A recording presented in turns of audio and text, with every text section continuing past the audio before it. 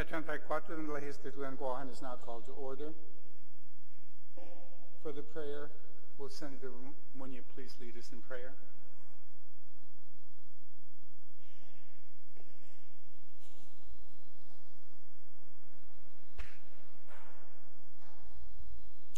In the name of the Father, and of the Son, and of the Holy Spirit, amen.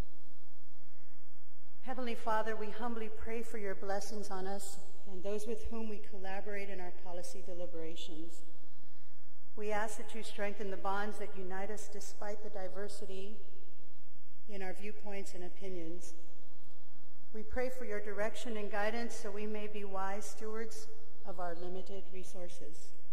We pray that in working toward the common good, we do so with honor and dignity, always seeking to do your will. With this, we ask in the name of the Father, and of the Son, and of the Holy Spirit. Amen. Senator Lee, you're recognized for the reading.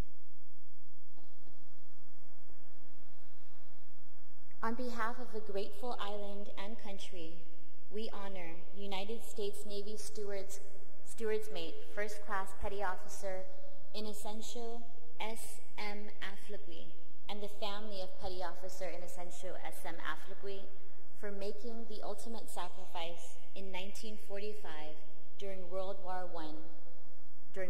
II, in service and defense of our island and country. For the recitation.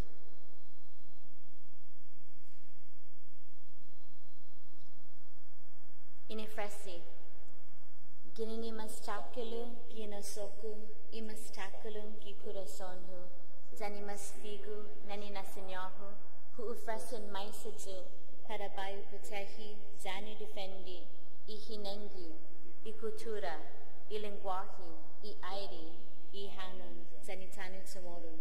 Niren shaku diretsu girinazdu stata, estihu afitma gihilu biblia. Sani banderahu I banderan Guahan. Senator Estevez for the Guam hymn.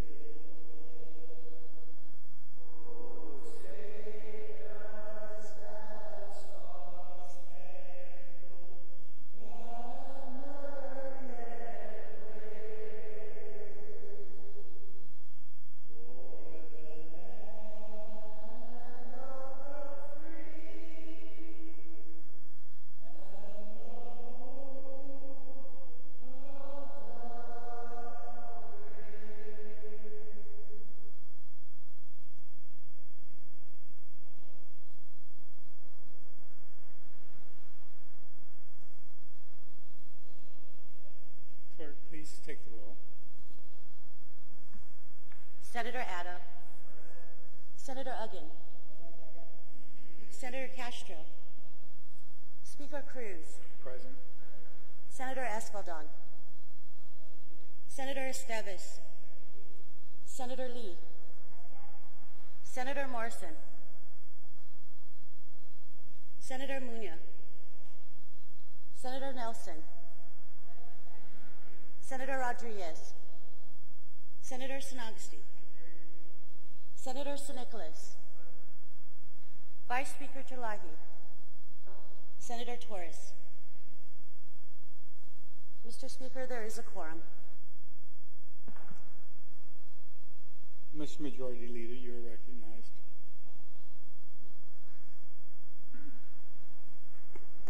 Mr. Speaker, I move to approve the Legislative Journal dated May 23rd, 2017 and June 7, 2017, subject to correction. There is a motion to approve the Legislative Journal dated May 23rd, 2017 and June 7, 2017, subject to corrections. Hearing no objections, motion carries. Mr. Majority Leader. Mr. Speaker, there are communications and petitions, and I move that they be appended to today's session journal. On the motion that communications and petitions be appended to today's session journal, hearing no objections, motion carries. Mr. Speaker, there are messages from Imagalahin Guahan, and I move that they be appended to today's session journal. On the motion, messages from Imagalahin Guahan be appended to today's session journal, hearing no objections, motion carries. You're recognized. Mr. Speaker, there are reports of standing committees, and I move that they also be appended to today's session journal. On the motion of the reports of standing committees be appended to today's session journal, hearing no objections, motion carries. Mr. Speaker, there are no reports of select committees. Thank you.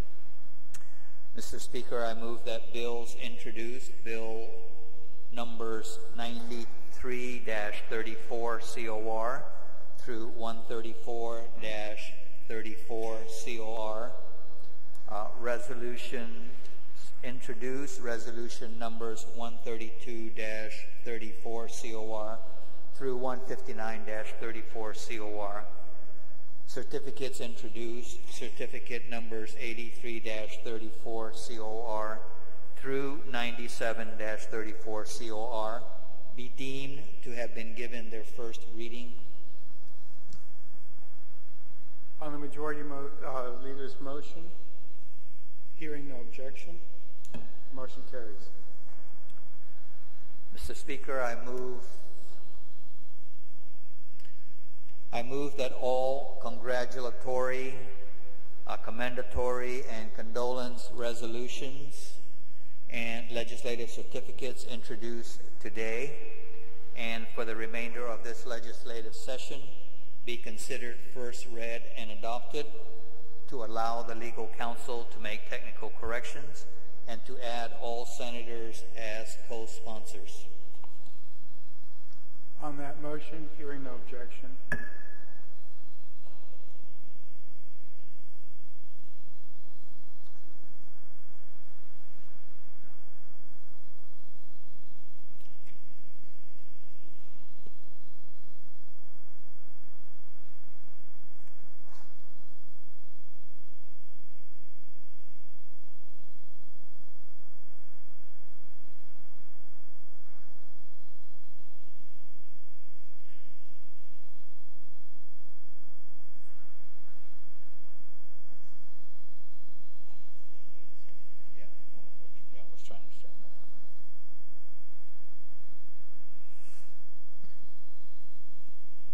Mr. Majority Leader, I think Senator Lee wishes to be recognized at this point. Yes, Senator Lee, and then Senator San Agustin, I believe, also has a motion to make. Senator Lee.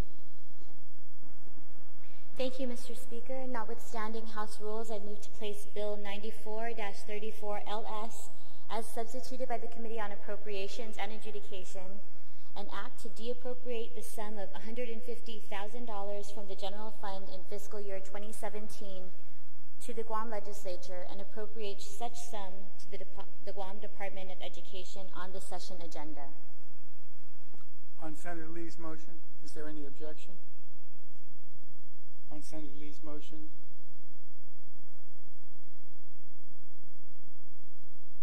As substitute. Objection?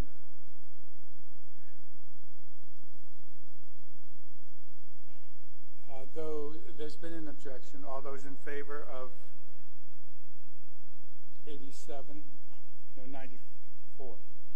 94 being placed on the session agenda, notwithstanding the objection that's been raised, all those in favor, please raise your hand.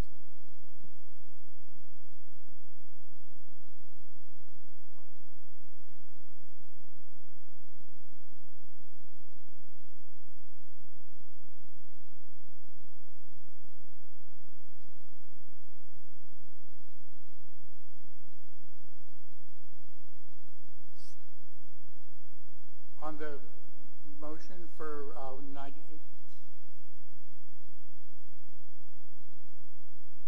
we were voting on, oh, okay. Motion fails.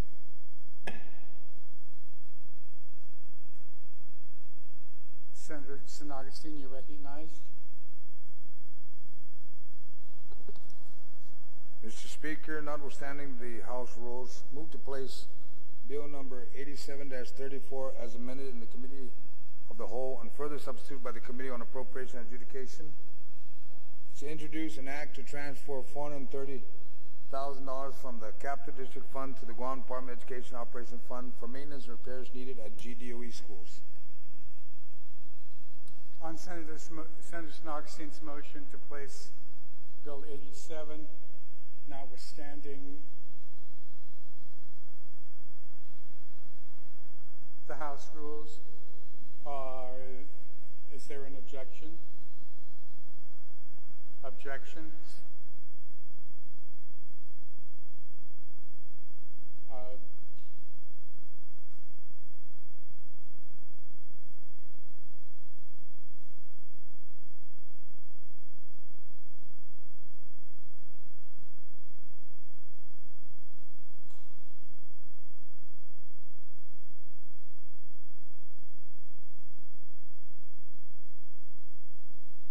All those in favor of placing 87 on the agenda, notwithstanding the objections that have been raised, please indicate by raising your hand.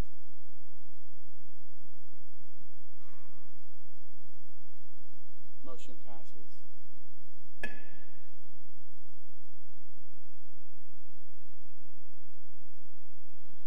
Majority Leader, you're recognized. Mr. Speaker, I move to place the following on the agenda from the Committee on Environment, Land, Agriculture, and Procurement Reform. Hereby reports out the nomination of Gyanji Pika Feheran to serve as a member of the Chamorro Land Trust Commission with a recommendation to do confirm to be placed into the voting file. Any objection? None. Mr. Speaker, from the Committee on Education, Finance, and Taxation, hereby reports out the nomination of Elizabeth Fisher-Rages to serve as a Bank Executive Officer Representative of the Guam Banking and Insurance Board with a recommendation to do confirm to be placed into the voting file. Any objection? Mr. Speaker, from the Committee on Innovation and Economic Workforce and Youth Development, hereby reports out the nomination of Monty D.M. Mesa to serve as a member of the Guam Economic Development Authority Board of Directors with a recommendation to do confirm to be placed into the voting file. Any objection? Mr. Speaker, from the Committee on Health, Tourism, Military Affairs, and Senior Citizens, hereby reports out the nomination of May Faye Moiko to serve as a General Public member of the Board of Social Work with the recommendation to do confirm to be placed into the voting file. Any objection?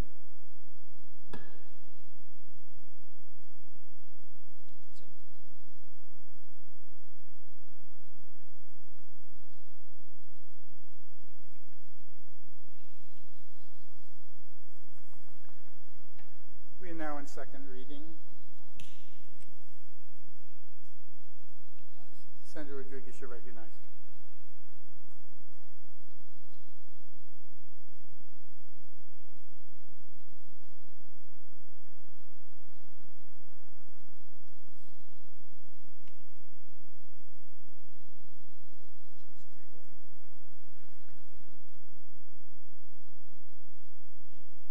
Mr. Speaker, I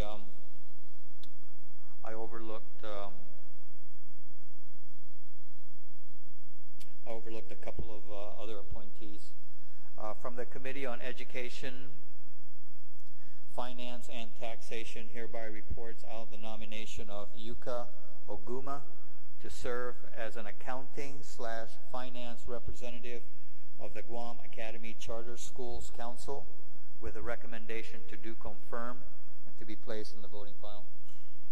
Any objections?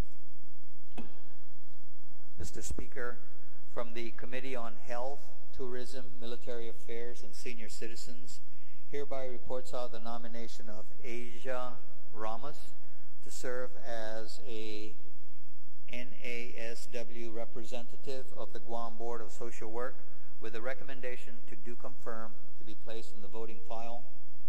Any objection? Mr. Speaker, the Committee on Culture and Justice reports out the nomination of Joseph C. Wesley to serve as a member of the Guam Parole Board, with a recommendation to do confirm and to be placed in the voting file. Any objection?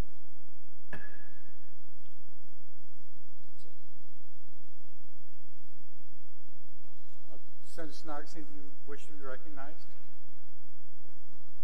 Mr. Speaker, notwithstanding the House rules, move to place Bill number 97-34 as corrected by prime sponsor. An act to amend sections 1 and 2 of Public Law number 33-192 relative to the additional option for egress sizing in the International Fire Code and International Building Code, and to add a new subsection to section 202 and a new subsection.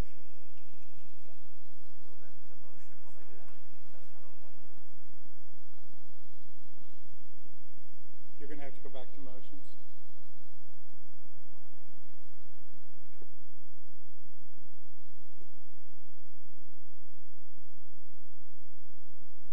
So, Mr. Speaker, we would need to go back to motions, notwithstanding the House rules, for the gentleman to make the motion to add the bill. What's the pleasure of the body? We'll just move on to second and then we'll come back. Has that been reported out?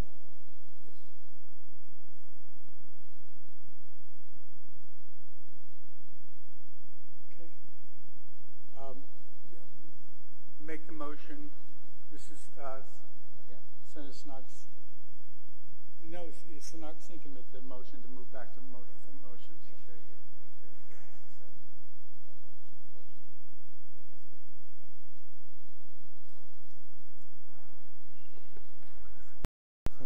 Mr. Speaker, notwithstanding the House rules, move to place Bill number 97. You need to make the motion to move back to motions first. Motion to move back to motion? On the motion to move back to motions, any objection? You're recognized now, Senator Snodgrass. I'll go ahead and read it. All right. Mr. Speaker, notwithstanding the House rules, move to place Bill number 97-34 as corrected by prime sponsor. An act to amend section 1 and 2 of Public Law number 33-192 relative to an additional option for egress sizing in the International Fire Code and the International Building Code, and to add a new subsection to section 202 and a new subsection 308.6 to section 308, both of the 2009 International Fire Code adopted by Guam. also have one more bill? Do you want me to go ahead and? No, just that one bill first. Okay. On Senator Snoggesen's motion for Bill 97, has the committee report been received by? Yes. It has. Any objection to the motion? Yeah. Any objection to the motion?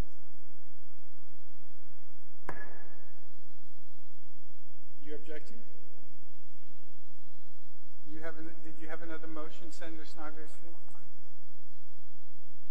You have another motion? Senator. One more motion. Okay. Mr. Speaker, notwithstanding the House rules, move to place Bill number 103-34, an act to amend Public Law 33-185, Chapter 9, Section 11, relative to expeditiously producing special recognition veterans license plates. That's also been passed on. Any objection to the motion by Senator Snoggesen to add 103? No objection.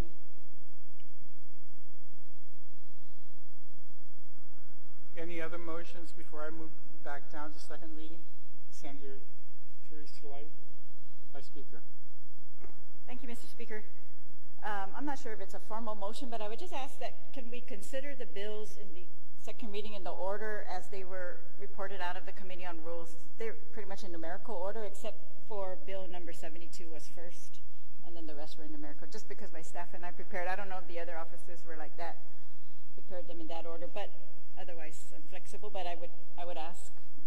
As I understand it from the clerk, she prepared the agenda pursuant to the rules announcement last Thursday, the order in which it was listed.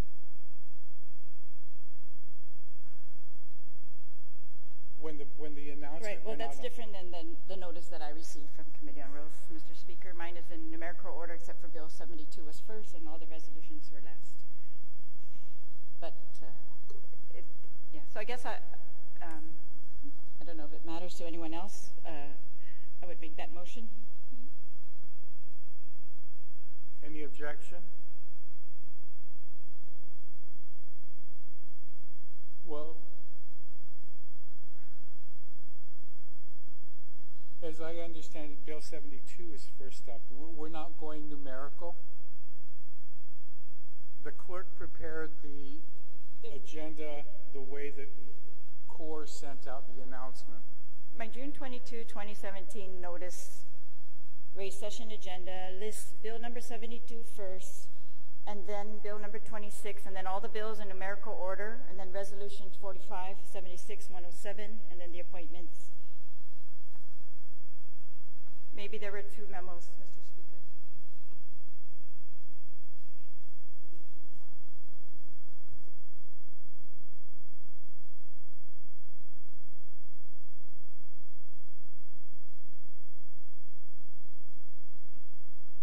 Any objection? If not, the resolution. Senator Torres, did you?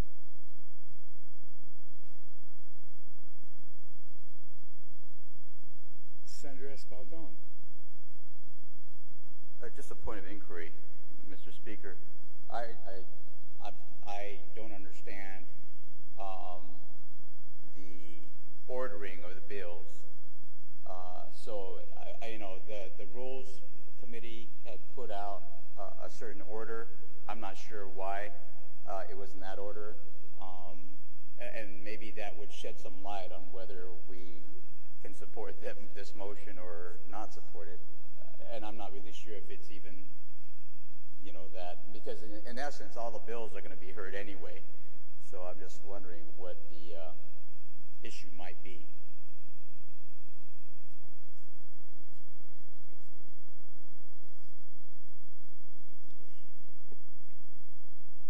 Clerk placed them on as it was placed during Committee on Rules and in that order. But do it either way. The rule is not clear. We used to always do it numerically, I understand. And we can go back to that. We just need to make it clear to the clerk that that's how we should read the standing rules. But I think they're reading it as whatever happened in core is the order that they come out with. And if when we have the 10 or 12 bills, whoever made their motion first got the top billing as opposed to numerical. Thank you. As you say, we're going to hear them all today. We can correct it for the next session. Right. So, okay. Thank you, Mr. Speaker. Okay. Thank you. And so there's no objection to placing the resolutions at the end, and we'll go down the bills the way that they are on the agenda. Is that okay with everybody? Thank you. So, Mr. Nicholas, you're recognized on Bill 72. Thank you, Mr. Speaker. Mr. Speaker, I'd like to make a motion to place Bill 72-34 in the third reading file and be afforded an opportunity to speak on the measure. Any objection? Hearing none. Thank you, Mr. Speaker. Mr. Speaker, Bill 72-34 is intending to help the government of Guam with what is a chronic cash flow problem in terms of being able to match its revenues and its expenditures. Resolution 72-34 particularly seeks to affect what are municipal leases in the government of Guam. And the way municipal lease works is every budget we pass the appropriation to fund the municipal lease. A municipal lease is different from a regular bond because a regular bond does not need to constantly be reauthorized by the government of Guam. And so because it does not need to be reauthorized by the government of Guam, a regular bond is going to be constantly funded. The reauthorization requirement of a municipal lease is what prevents it from being counted against the debt ceiling of the government of Guam. So in this reauthorization requirement, what Bill 72-34 intends to do is it intends to require that as the municipal lease is reauthorized every year, rather than it being reauthorized to be paid out in a lump sum, we are instead requiring that it be reauthorized to be paid out in 12 monthly installments. And so what this does is it spreads out the impact of the funding of these municipal leases. So for example, with Teton High School, I believe the municipal lease is about $7 million annually to pay for the school.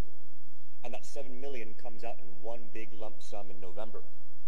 Now, because of the way cash flow works in the government of Guam, trying to match the revenues of the government to those huge one-time payouts, it creates these cash crunches that results in us delaying vendor payments, delaying things like tax refunds eventually throughout the course of the year. And so whatever we can do to smooth out our cash flow will help us to become better payers to our vendors and to our taxpayers. And so Bill 72-34 would mandate that all of these municipal leases amortize their payments over a 12-month period so that it spreads out the cost. So, for example, that $7 million for the municipal lease of Teton would instead come out to about $600,000 every month as opposed to $7 million in one shot. This will really help our government be able to spread out the cost of managing its operations and matching its available cash flow to its immediate expenditures. So I humbly ask my colleagues to please support me in trying to improve the cash flow situation of the government of Guam with the passage of Bill 72. Thank you.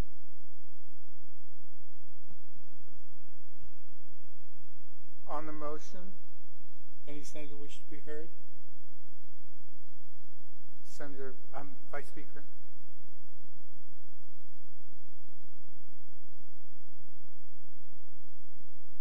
Thank you, Mr. Speaker. I stand in support of this bill. It's a very good idea, and it sounds like it's going to benefit the government financially to spread payments out. I'm not sure what DOA's position. I couldn't find that in the bill or the digest, but so I'm hoping they can work with it. But I was also hoping that this was going to affect the lease payments regarding Teton High School and some of the other existing lease payments, but I noticed in the fiscal note They say, based on the Bureau's review of existing municipal leases, of which $19.7 million in debt service is due in FY 2018, the proposed reamortization schedule would not be permitted for the Teason High School lease, as it would contravene provisions of the indenture and likely have a negative impact on GovGuam's credit rating. It may also not be possible to reamortize both the Ukudu and JFK High School project leases for the same reason, as well as potential issues with lessors regarding bondholder, certificate holder covenants. However, the overall impact of the bill cannot be determined at this time, absent additional information, feedback from GIDA. Lastly, while the Bureau supports efforts to improve GovGuam's financial condition, provisions in the subject bill may have to be deferred to issuance of future municipal lease agreements because of the aforementioned concern. So I stand in support of the bill, but I would just like to ask if the sponsor has found out any additional information from GIDA, or if we know if this bill can affect those existing leases. I mean, it would just add more benefit to the bill, in my opinion, but otherwise I stand in support of the bill, Mr. Speaker. And thank you. Senator Nicholas, do you yield to the question? It would be nice to get that kind of feedback from the administration, but that's really at their discretion, which is why we wrote the bill in a manner to make sure that we're not going to negatively impact if there is going to be any. If you read the section on page 2, lines 6 through 13, it says, for the Budget Act period of FY 2018 and for each subsequent Budget Act period thereafter, executive branch agencies of the government of Guam shall amortize payments for each municipal lease into equal monthly installments throughout the fiscal year, provided that any such amortization schedule for its respective municipal lease does not contravene the provisions of any indenture, such that it would cause default or any negative impact to the credit rating of the government of Guam. So we wrote it in a manner to protect against any adverse impacts. But by passing the bill and creating the mandate, these agencies would need to go back and really make sure that there is no ability to reamortize. And that mandate would be binding. So if right now the opinion is that they can't, they would need to sharpen their pencils and make absolutely certain that they can't. And if in the event that they could, it would be a benefit to this government. If in the event that they can't because of the negative impacts that are protected here in the bill, then everybody would be okay. So I'm comfortable that the language is sufficient for the government to be empowered to make the decision to reamortize, while also being further empowered to not cause any harm if those reamortizations were to have negative impacts. Thank you. Is that satisfactory, Madam Vice Speaker? On the motion, any other senator wish to be heard? On the motion, any senator wish to be heard? If not, the sponsor is welcome to close. On the motion to send Bill 72 to the voting file, any objection?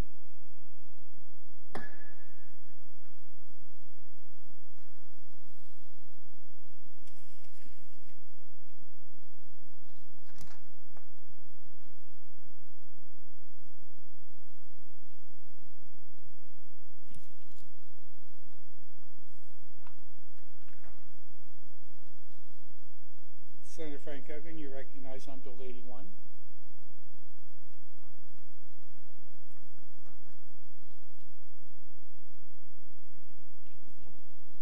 Thank you very much, Mr. Speaker. Mr. Speaker, I'd like to request a 1-minute recess just so that I can have copies of the amended version that I would like to ask our colleagues to adopt for consideration be circulated. We'll take a short recess. Or you can proceed to the next bill and then we'll come back to this.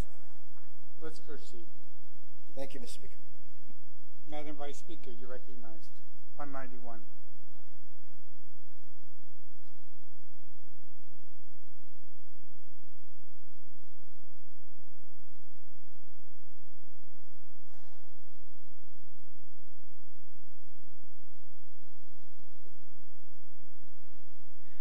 Just a point of inquiry, Mr. Speaker, is what we received, or what I'm looking at in this handout,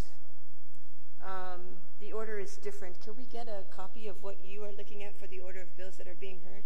On the agenda, The motion that was made by the Vice Speaker was to place the place the resolutions at the end. As I understood it. And so when I move the 4 resolutions to the end, it then becomes numerical, and 81 is then followed by 91.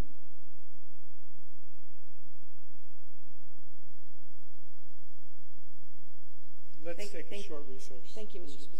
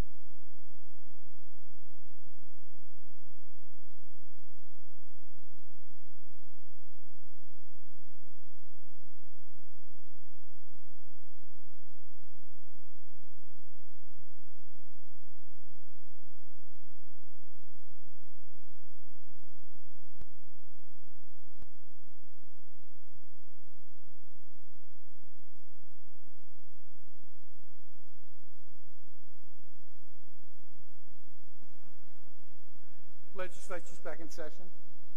Senator Rodriguez, you're recognized on Bill 30. Afadin, good morning, Mr. Speaker. Mr. Speaker, I move to place Bill 30-34 as corrected by the Prime Sponsor to the second reading, or third reading, be allowed to discuss. Any objection? Thank you, Mr. Speaker. Mr. Speaker, Bill 30 recognizes that the provisions of assistance to Guam residents in seeking medically necessary off-island health care is needed and valuable to successful health quality outcomes. The services provided by the Medical Referral Assistance Office contract have evolved, and many of the referral hospitals, insurance companies, and local not-for-profits are currently providing these services free of charge. Besides the obvious duplication of services, the Government of Guam contracted services are no longer wholly needed and are needlessly costing the government. Bill 30 recognizes that not all residents can partake in the free services currently available given their individual circumstances or eligibility, and thus the Medical Referral Assistance Office assistance function is still needed. The intent of this act, Mr. Speaker, is to provide a mechanism for the Medical Referral Assistance Office to streamline operations, maintain high-quality referral assistance, and enhance cost savings. As an example, the FY 2016 third quarter report found that average cost per patient per quarter to the Philippines was $407.15. To Los Angeles, averaged $693.52, and to Honolulu, an average of $712.68.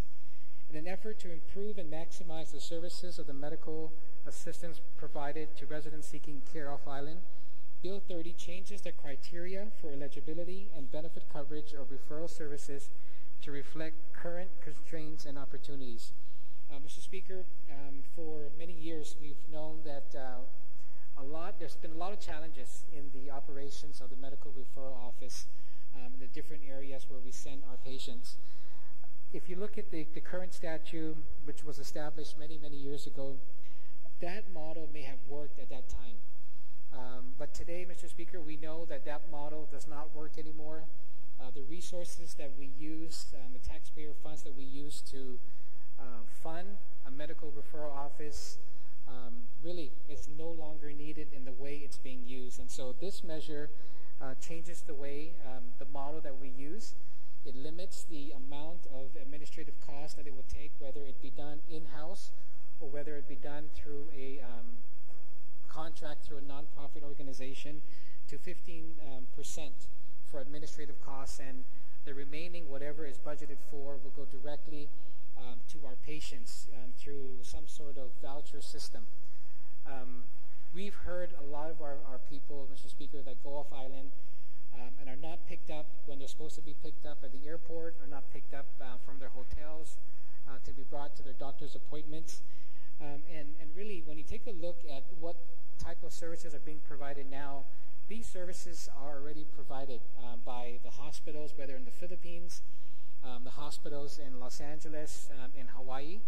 And so we believe that this initiative, Mr. Speaker, is really the way forward in being able to assist our patients who need to go off island for any specialty care. So ask my colleagues for their support on this measure.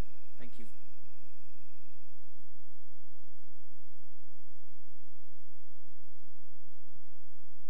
On the motion, any senator wish to be heard?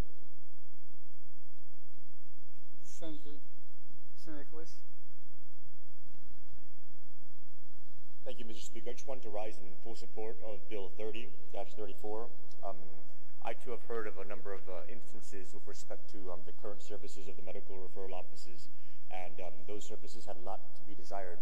So I fully support Bill 30-34. I think that it will give us a more criteria reference type of service that will allow us to be able to specify which areas and which type of patients are going to be getting the treatments that they need, and also improving the accountability of the process from what it currently is.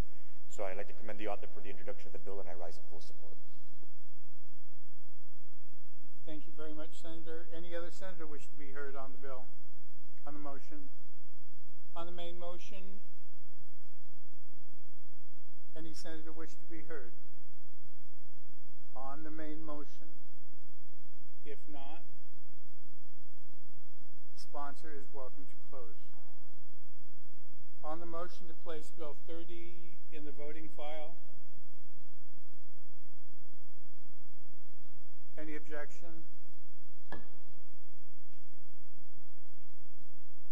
Senator Argan, you ready? Buenos dias, Mr. Speaker, Mananas Azules, and good morning to you and our fellow colleagues. Mr. Speaker, there was a copy of Bill number 81-34 LS entitled As Amended by the Sponsor. I'd like to move for acceptance of that version for discussion today.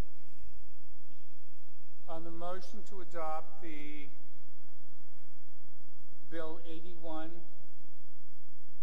marked as amended by the sponsor, on the motion to accept, is there an objection?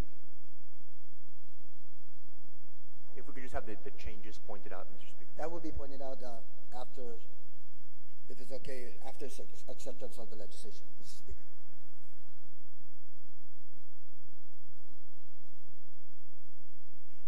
Request a brief recess then so I can look at it and see if I'm going to vote in favor of accepting. If you would like me, so that, because that's the very same question I'm sure I can anticipate from a number of our colleagues, then I can highlight the differences Colleagues, if you can take a look at Bill number 81, that's 34 LS, that you presently or you had on your desk. If you turn to page 2, line 22 through 26, it would read at all times, and then the subsequent statements, including during, all the way to Imagalahin Guahan, will be deleted. That's the proposal. And then on page 3, section 5 would be deleted. And that the purpose for this, Mr. Speaker, is this was an issue that was brought up by one of our colleagues in the course of the public hearing. And in recognition of that concern, this amended version incorporates that. Any objection to adopting 81 as amended by the sponsor for discussion this morning? If I may, Mr. Speaker, once again, just to clarify, colleagues, if you can turn to page 2, on line 22, starting with the word including, all the way down to line 26 in Magalahi and Guahan, those provisions are deleted. And on page 3, section 5 has been deleted in the proposed amended version.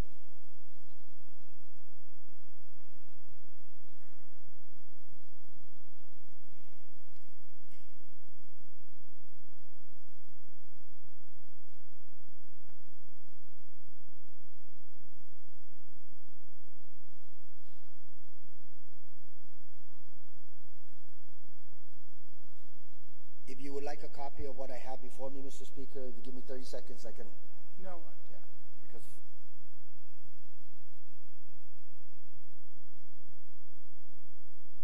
Any objection? It's adopted. You may make your next motion.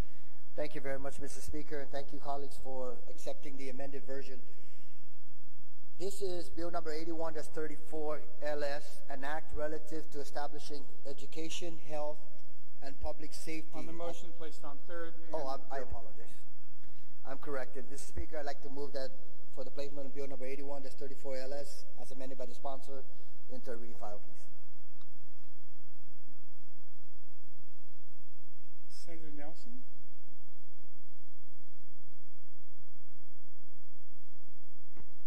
Mr. Speaker, can I just ask for a 5-minute recess just to thoroughly read the amendments on the bill and to understand its intent?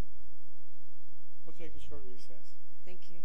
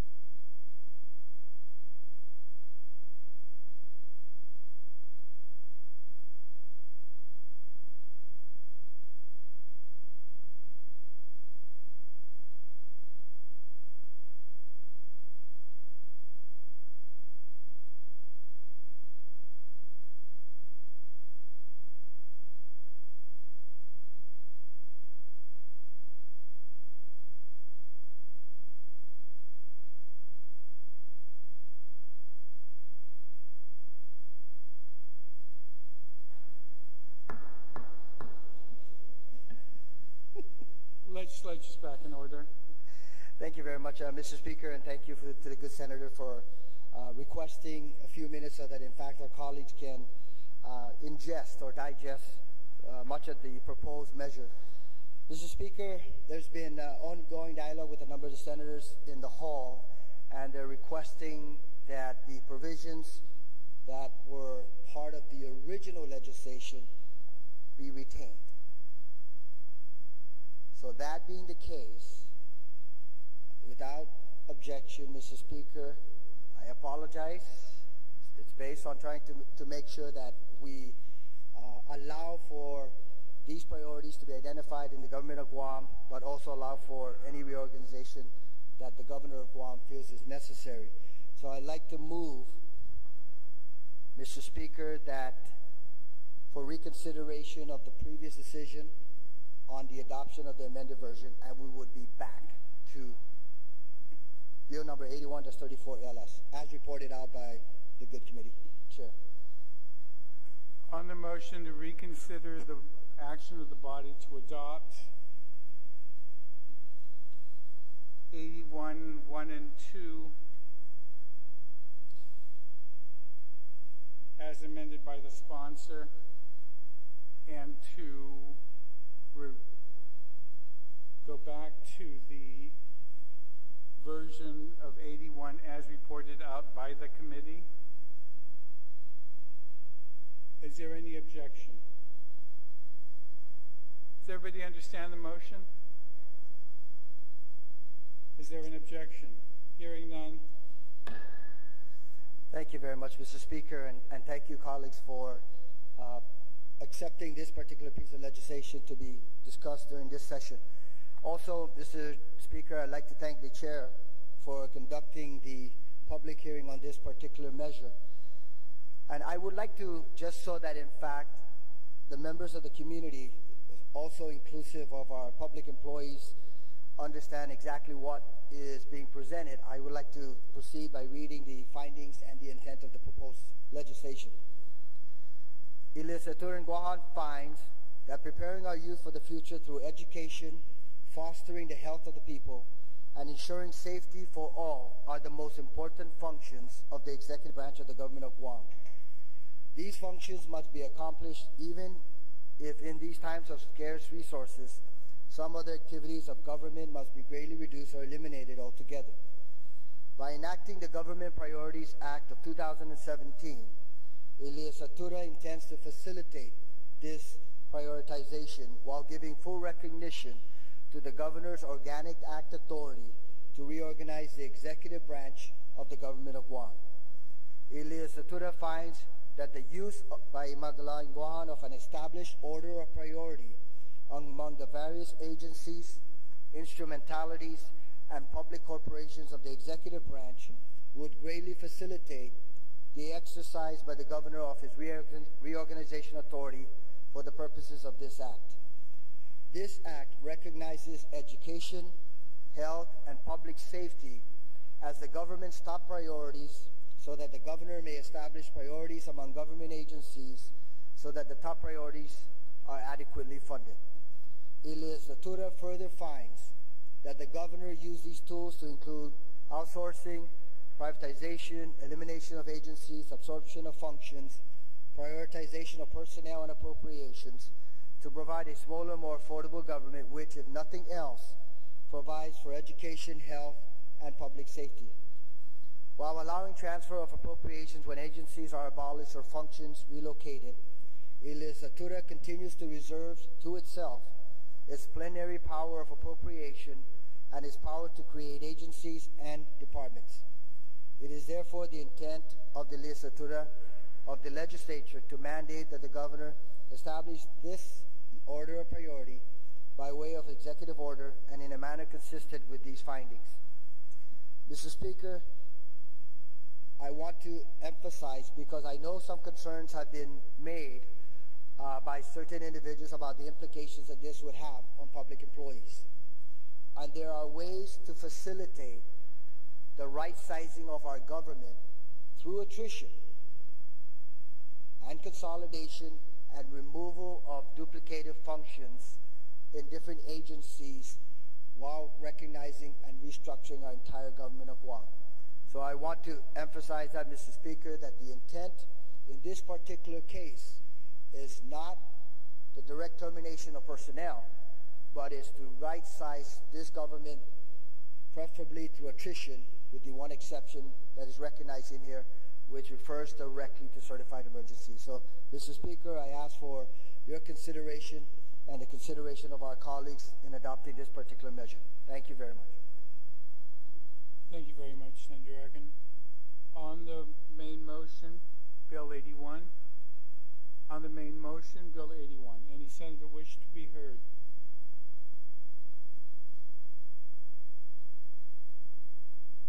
On the main motion,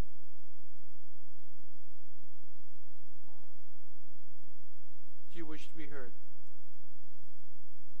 Thank you, Madam Speaker. Vice Speaker, did you wish? No, he already finished. Oh, I'm sorry. Senator Espaldon. Thank you, Mr. Speaker. I'm not really sure what to say, to tell you the truth. Only because I'm not really sure what this does. Basically we're saying that the governor, at least as was explained, and I'm trying to understand, that if the governor were to want to reorganize or right-size this government, at least the agencies, the executive branch agencies, that he will let him. But he already has that authority. And he says, well, according to and then this bill says, according to the prioritization that we here at the legislature establish. And I take it from the context of what was said and also what's in this bill, is that context is really the priority is health, safety, and education, which is basically the mantra through every election and kind of like what we all talk about. And I would imagine that we can, when we talk about those three areas, that we're talking about healthcare delivery, perhaps GMH and public health. We might be talking in terms of public safety. We're talking maybe the police department and the fire department, and health, safety. What was the third component? But anyway, I guess the point is, I'm not really sure what we're even doing on this one. He has the Organic Act authority to be able to reorganize the government, and we're saying, well, you have to do it in accordance to the prioritization of public health, education, and public safety. The issue, though, in my mind is it's very unclear. It's very nebulous because, first of all, he has that authority already. Second of all, when you start talking public health, it doesn't fall just within the lines of public health up there in Manilao and the branches or GMH, because we also can talk about the vital role that Customs and Quarantine has. That it plays in terms of protecting our public health, making sure that there are no invasive species that then denigrate our environment, that then affects our public health. So we haven't really set a priority except in three general areas in which probably all the agencies can fall under. Because then when you look at other agencies such as Department of Administration, the Department of Revenue and Taxation, vitally important to make sure that those three areas of public health, public safety, and education are running properly and are funded properly, are given their monies properly. Again, what really are we doing with this legislation? And I'm not really sure there's a need for it. Is this just another bill? And again, I mean no offense to the author, but I guess in my mind, I'm just not sure what this seeks to do, and if we do pass it, what it does do. Basically, it says, Governor, go on and do exactly what you're doing, or exactly what you have the power to do. And so I just raise that concern, unless the author would like to perhaps expound upon the purpose of this bill a little bit greater. But for right now, I'm not sure that this bill is even necessary. But thank you, Mr. Speaker. Thank you very much, Senator. Any other senator? Madam Vice Speaker, did you wish to be heard on Bill 81? Thank you, Mr. Speaker. I had passed out an amendment, so I guess I'd like to make a motion to amend the bill on line 17 of page 2 to add the words during a certified emergency. So it will now read, Imagalahin Guahan may, by executive order during a certified emergency, reorganize, etc.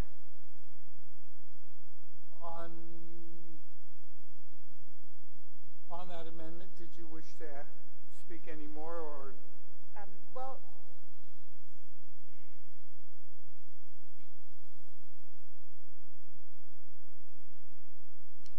Well, it just that this bill, the prior speaker was right that and the author was correct that the governor is authorized by the Organic Act to reorganize. However, what constitutes reorganization is sometimes been debated over the years, or by what means he can do that. And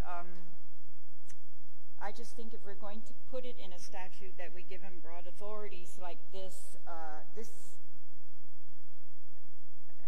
it's very broad, so I would just like to limit this statute to affecting certified emergencies only, Mr. Speaker. And I think it's consistent with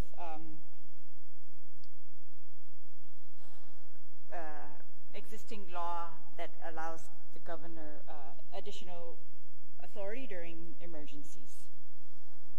And it could still achieve the intent of the bill to prioritize, to just simply receive from the governor the priorities, and that they be consistent with these priorities during an emergency. Thank you, Mr. Speaker. Thank you, Madam Vice Speaker. On the Terlahi amendment, anyone wish to be heard? On the Terlahi amendment, Senator Espaldon. Thank you, Mr. Speaker. Just a quick note. I do need to ask, what is a certified emergency versus an emergency? In other words, if something crops up right now on this island that is an emergency in nature, how does that differ from a certified emergency? Madam Speaker, do you yield?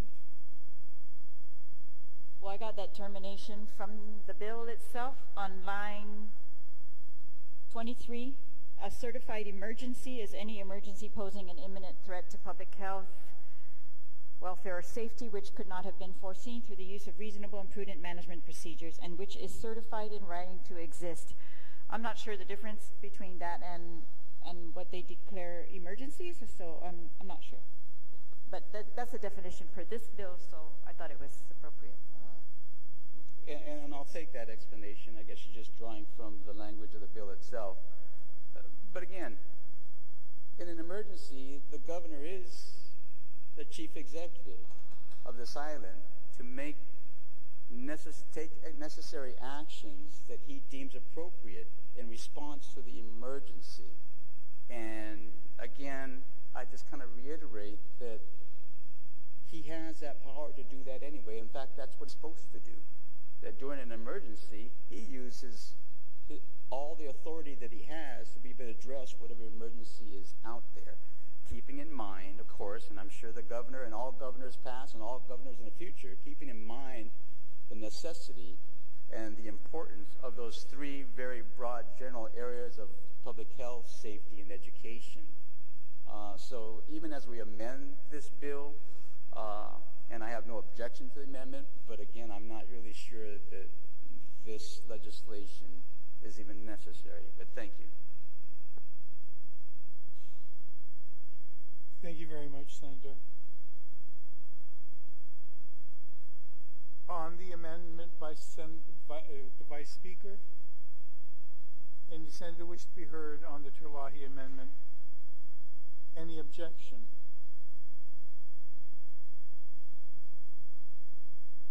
Any objection? There being none, did you wish to close, Madam Vice Speaker, on your motion? There being no objection, you still have the floor, Madam Vice Speaker.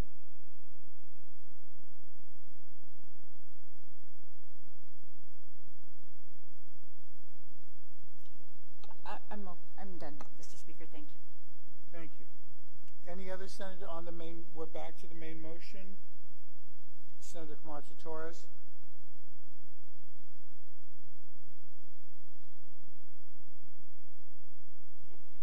Thank you, Mr. Speaker. Mr. Speaker, I rise in opposition to this bill, Bill number 81-34, and I rise for two fundamental reasons. One is the powers of the executive branch are already great per the Organic Act, and I think that this bill only gives the executive branch more of an edge that would cause a greater imbalance between the three branches of government that are, per the Organic Act, designed to be three co-equal branches of government. But what particularly concerns me about this bill is the very definition of what a certified emergency is. We generally know what constitutes a state of emergency that can be declared by the governor, and it is situations that threaten the public health, welfare, or safety. But under this act, a certified emergency is an emergency that the governor himself certifies in writing to exist. So it is not a debatable sort of thing. I mean, we understand when there's natural calamities, forces of nature, acts of God that are clearly beyond our control or perhaps foreseen but not, we can't intervene.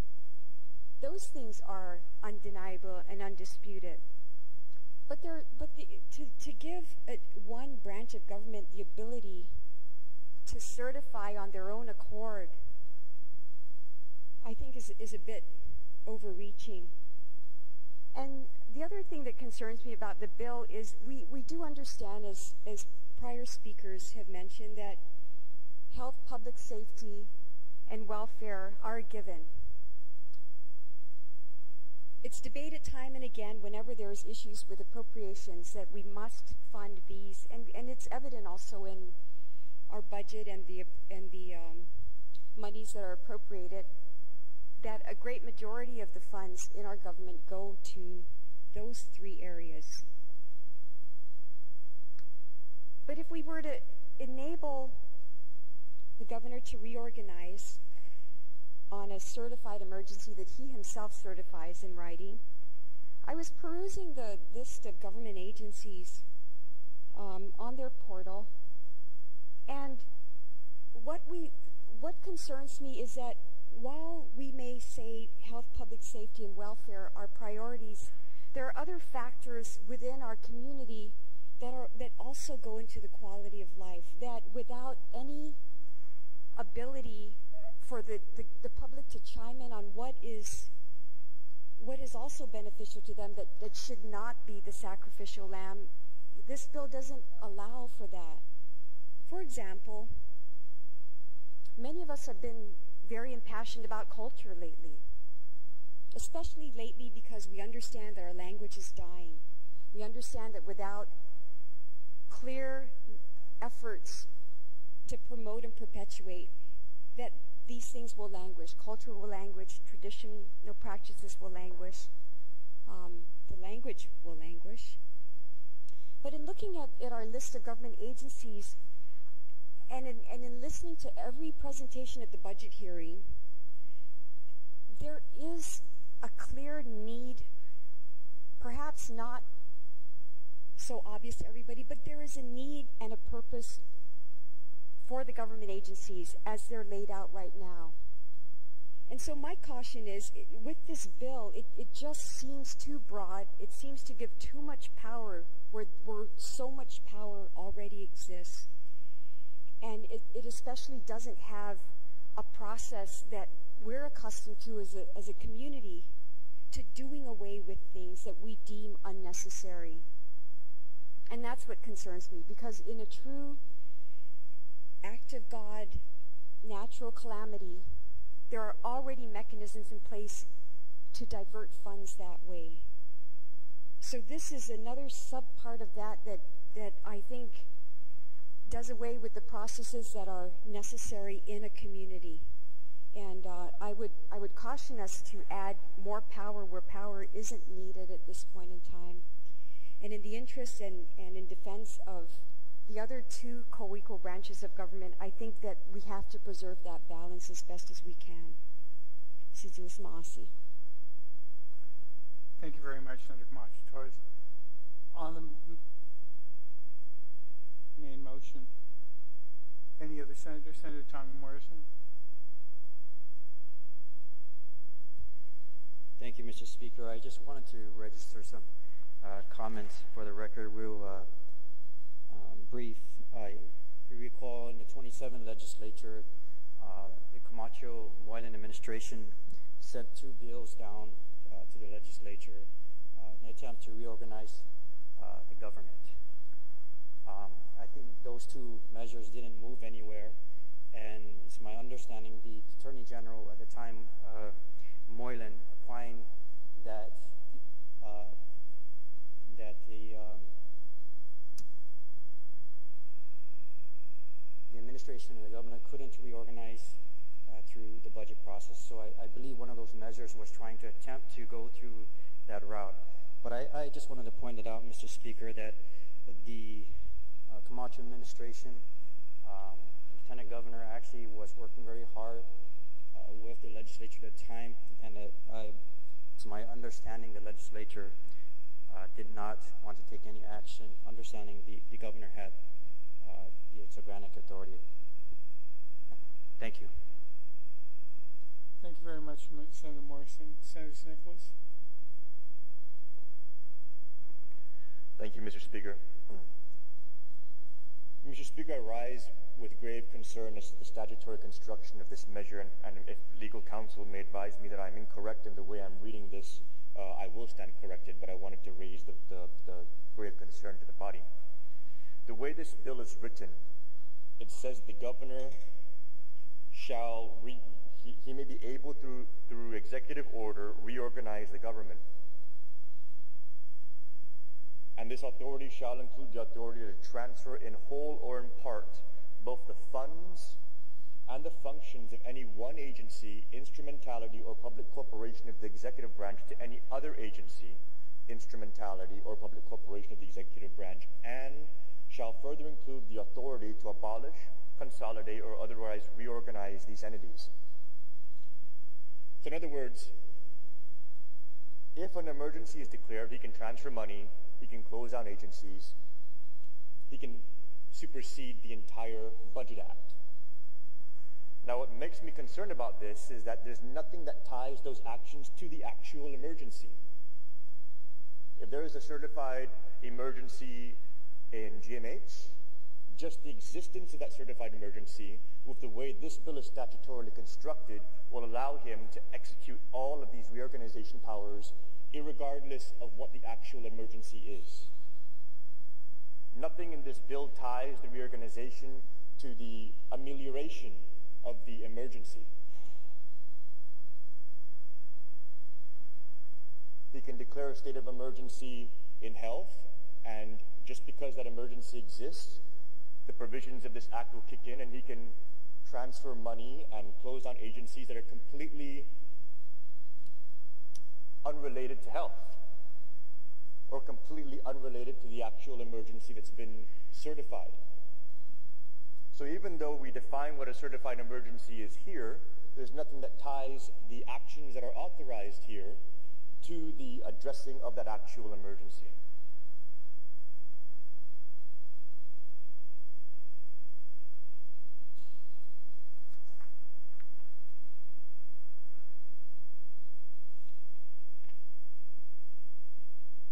I'd like to ask for a brief recess for legal counsel to address what I'm raising. And if I'm incorrect, I think that that's important to state for the record. And if I am in fact correct, I think it's important for us to fully understand what this bill may actually trigger. Because if my reading of it is correct, the intent is to allow for reorganization carte blanche to address emergencies. But this does not tie those reorganization authorities to the actual emergencies themselves.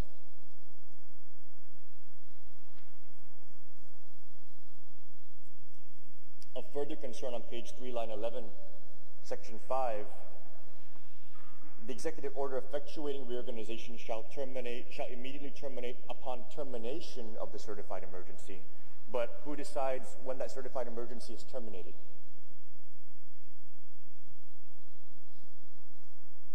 The governor can declare an emergency and just say it's never been terminated and reorganize the government and supersede every budget act for as long as he's sitting in the office.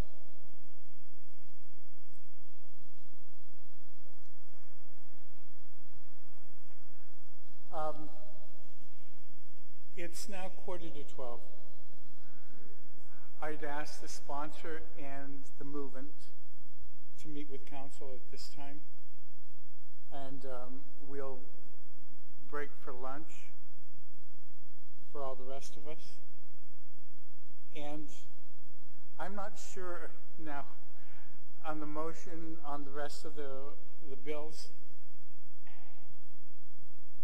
Are we going pursuant to how the agenda is with the resolutions at the end, or are we going to renumber numerically at this time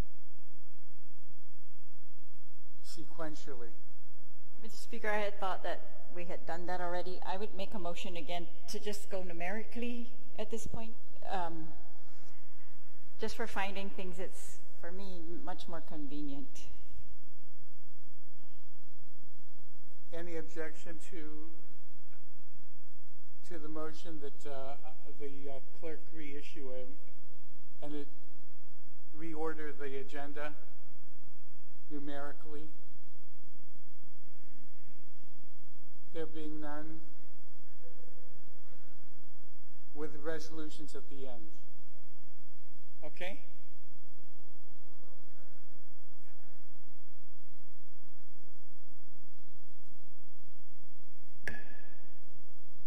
We're recessed until 2.